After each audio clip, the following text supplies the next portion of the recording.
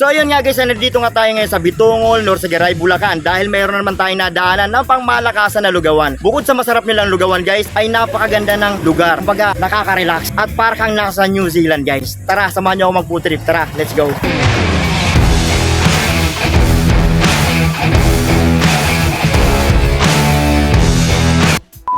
Yun na nga mga kabudse, meron na naman akong nadaanan na talagang pangmalakasan. Dahil nga sa bukod sa masarap ang kanilang arroz caldo at suka, ay mabibighani ka sa ganda ng mga tanawin at napakapreskong simoy ng hangin na mula sa mga nagtataasang bundok at nagaganda ang kapaligiran at sinabayan pa ng mga huni ng mga ibon na nagpapaalala na dapat ingatan at pangalagaan ang ating likas na yamang kabundukan. Kaya naman umorder na ako ng arroz caldo at fried tofu at lumpiang tauge at syempre hindi ko na rin pinalampas na matikman ang pinagmamalaki nilang pangmalakasan nilang suka. Sabi nga ng may-ari, pag natikman mo ang kanilang suka ay tiyak na hanap-hanapin mo ang lasa ng kanilang suka. Kaya naman nagbebenta rin sila ng per bottle ng suka na ang range ng price ay 41.60 per bottle depende sa laki ng bote. At available din sa kanila ang mga kakanin, halo-halo at leche plan. Marami pang iba. Pero mas kilala sa kanila ang arroz caldo dahil nga sa sarap at sabayan pa ng magandang tanawin. Kaya naman masasabi kong perfect ang food tripan na ito. Kaya naman tara't samahan nyo ako mag food trip dito sa pinakamataas at pinakapreskong lugawan dito sa Tambayan sa Gulod o mas kilalang tanawan ng Bitungol, Norsagaray. Tara, food trip tayo. So guys, try na natin yung kanilang arroz caldo.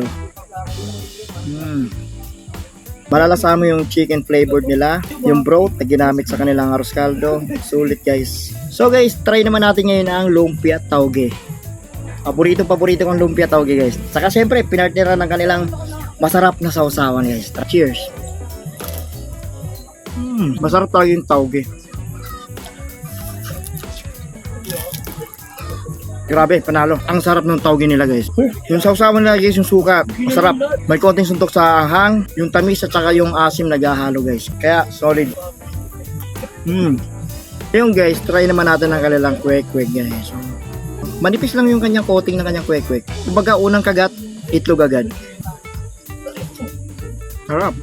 Yung binabalik-balikan dito, bukod na sa arroz caldo, yung suka nila. So yung suka nila talagang masarap.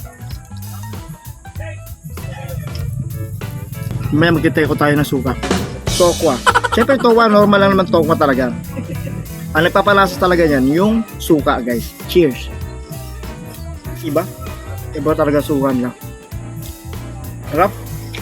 Tinawag nga itong tanawan dahil nga yung mga tanawin magaganda. Marami kang matatanaw ng mga lugar. Kumbaga makaka-relax ka.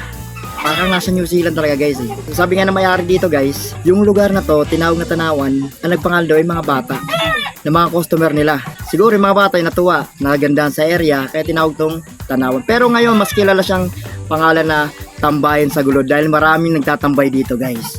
Bukod na sa masarap yung arroz caldo nila, yung lugar, panalong panalo.